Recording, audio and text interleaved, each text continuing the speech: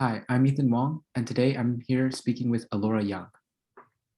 Hi, I'm Alora Young. I am the Youth Poet Laureate of the Southern United States, and I am a rising freshman at Swarthmore College. Great, we can get straight into the questions. Before we get into like the question about your poetry, uh, you said you're the poet laureate of the Southern United States. What Yes, state were you based in when that happened? Tennessee. Okay, just making sure, because I'm also like Southwestern, and so I'm in Texas, so that's pretty different. But yeah, uh, congratulations, and we'll get into the questions. Thank you. Congratulations to you as well. Thank you. So this is a question I hear asked a lot, and I think it's very valuable because it gives kind of insight into how people get into it, which is when did you first fall in love with poetry? And kind of, I mean, a lot of people are readers of poetry, but what made you want to be a writer of it? I first said I wanted to be a poet when I was 2 years old. Wow. So it's something that's been on my spirit since I was like a little child. And so I've I wouldn't say something made me want to be a writer of poetry. It's more that poetry found me before I found anything else, and it's been poetry since then. Wow. I mean, yeah, I guess definitely it sounds like a calling then. So in your poems, I'm sure this has changed over time, but in that case, if you could kind of walk us through that process, which is how do you think the themes that you've explored in your poetry have changed and what have they been?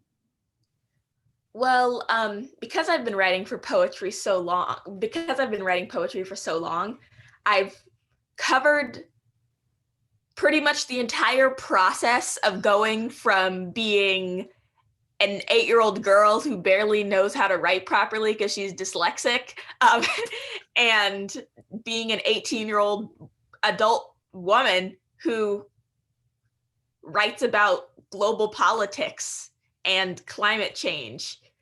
And so the first ever poem I wrote was called Stars of Sorrow, See You Tomorrow.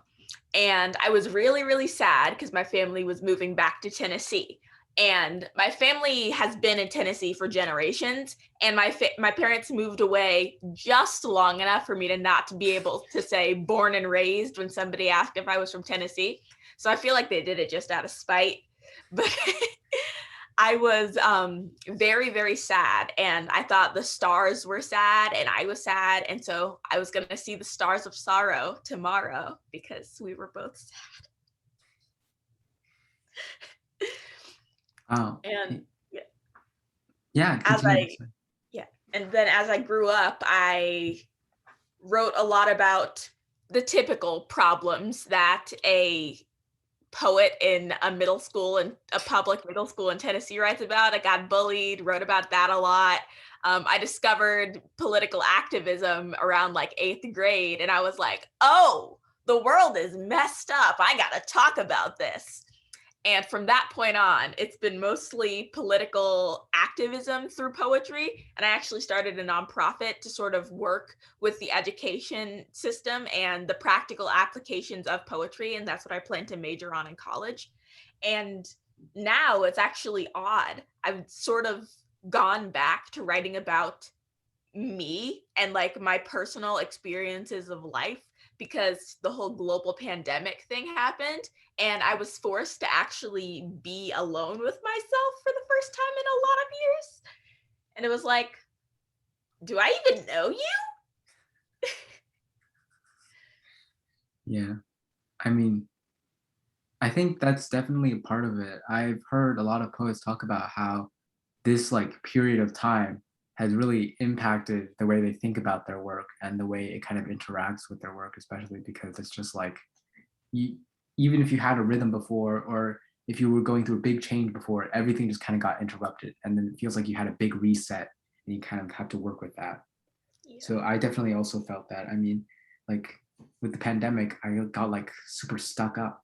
Oh, not stuck up. Sorry, that's the wrong terminology. I mean, I just got feeling super stuck because before I had been kind of like getting to a point where I was like, okay, I think I'm developing a kind of way that I'm gonna process my poetry and then continue improving on it.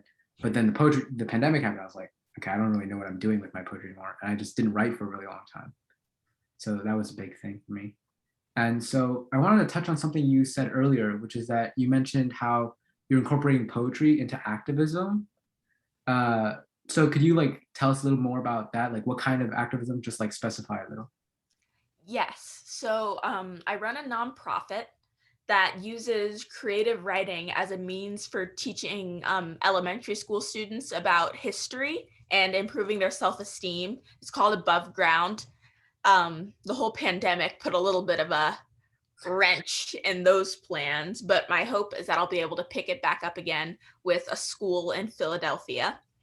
Um, and I am planning to research in college the practical applications of spoken word poetry as a tool for teaching students with learning disabilities.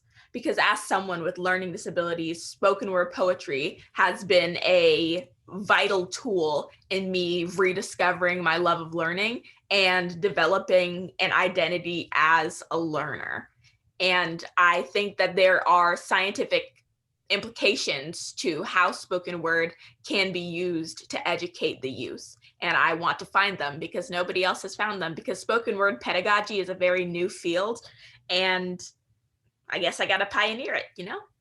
Yeah, that sounds amazing. Like I definitely see how, because it's like the thing where I don't know too much about it, but I remember reading something recently. It said that like there's the myth of being like a visual learner or something like that. Yeah. And so it's like, I think just figuring out how you can use this tool, because I just find poetry so powerful as a tool of like communication in any way, emotions especially. And I think that if you can harness that for educational purposes, that would be really great. Exactly. If you think about it logically, for most of human history, oral storytelling was the main way of communication.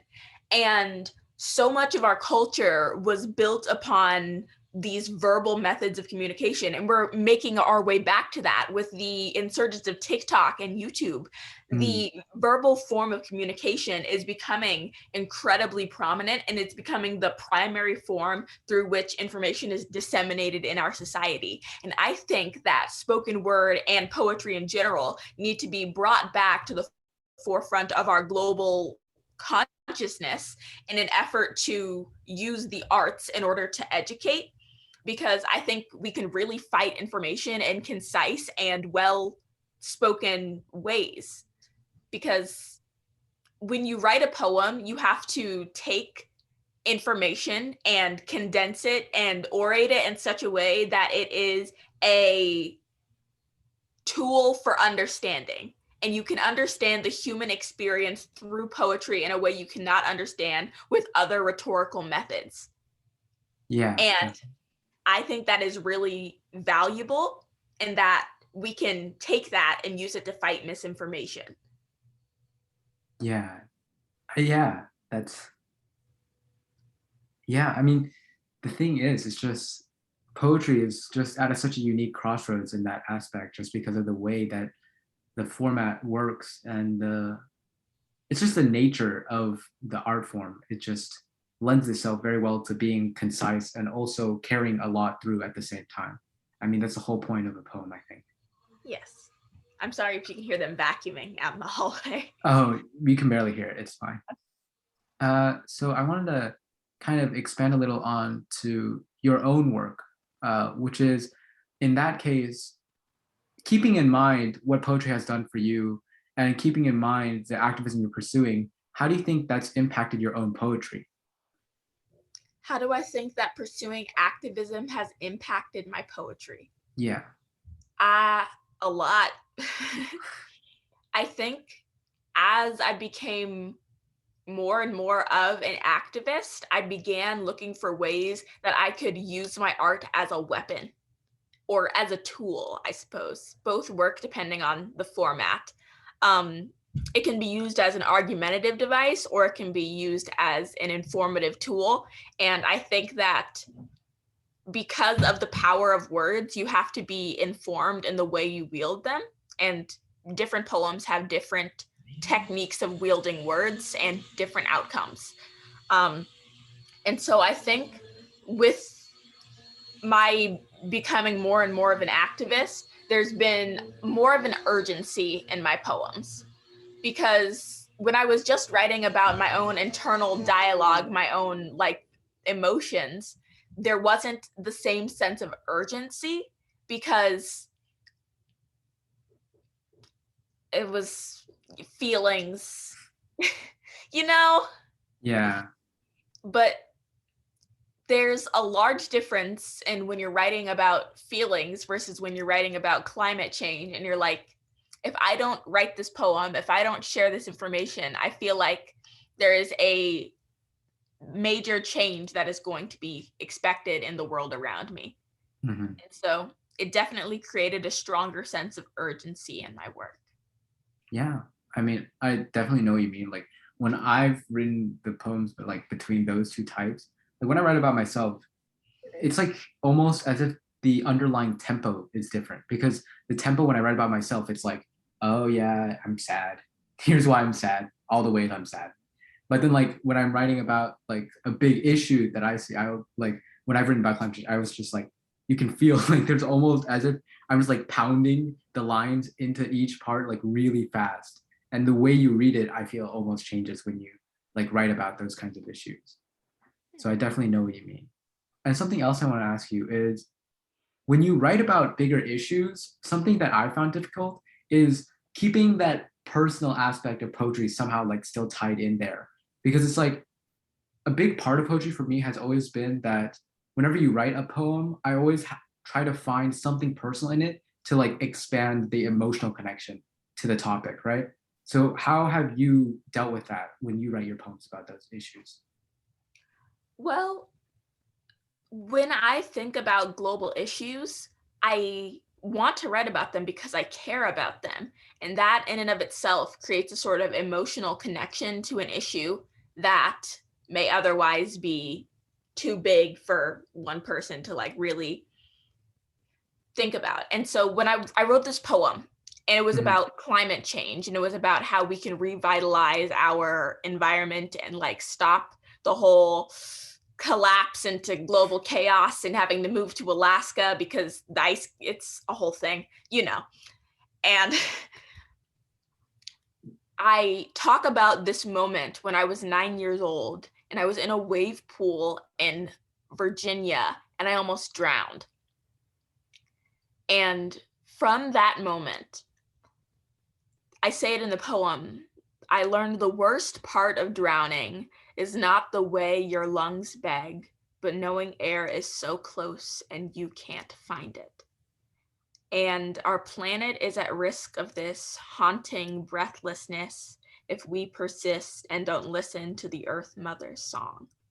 And so it was sort of like discovering the connection between the way I felt almost drowning in a wave pool and what I think the earth would feel as the ice caps melt and as there's so much carbon emissions and basically everything just goes Yeah. south.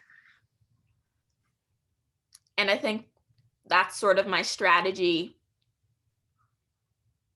for finding an emotional tie. Yeah, yeah. I definitely see that. And I think, yeah, yeah, yeah, that's I'm not sure exactly how to respond to that, because I definitely think that I've also kind of understood that to be like the idea behind it. I just have been, having trouble like executing it that way. So I think it's all about like thinking a little more about it, maybe practicing more, and then seeing what I can come up with. So if you are ready, we can go into your poem reading now. Yes. What we talked about actually made me think of a different poem that I want to read instead. Um, have you been following the situation in Afghanistan? Yeah, well, not very closely, but on a relatively surface level. Yeah.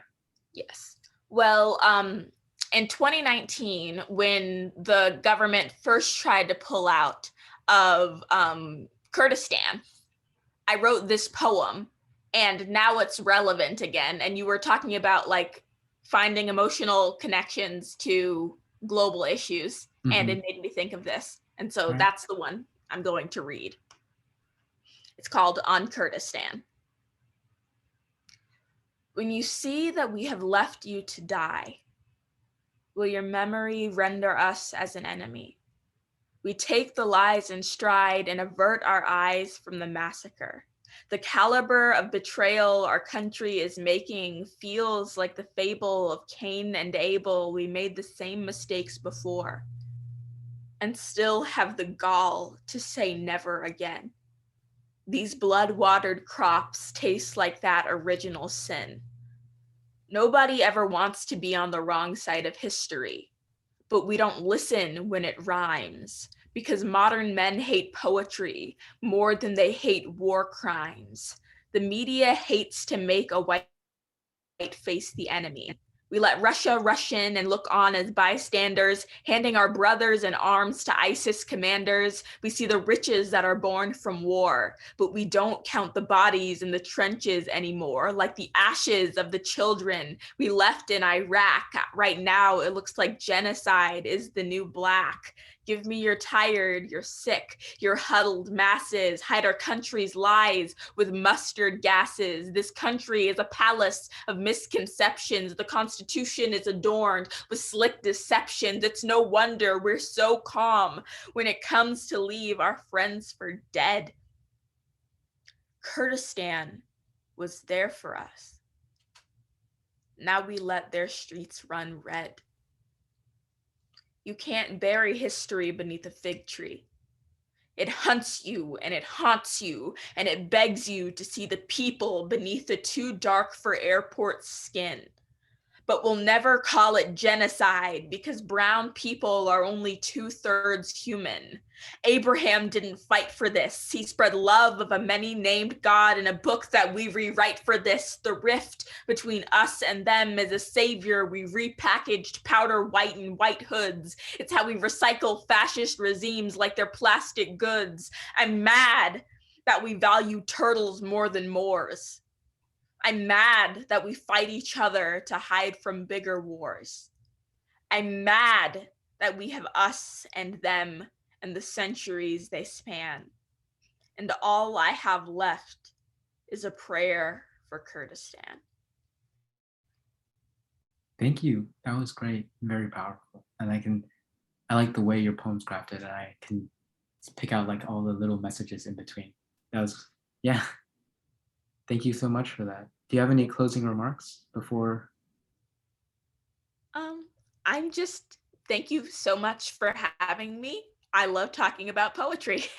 Yeah, I think it's always a good chance for people who write poetry to talk about poetry. It's always, at least in my experience, been very fun. So thank you so much. Thank you.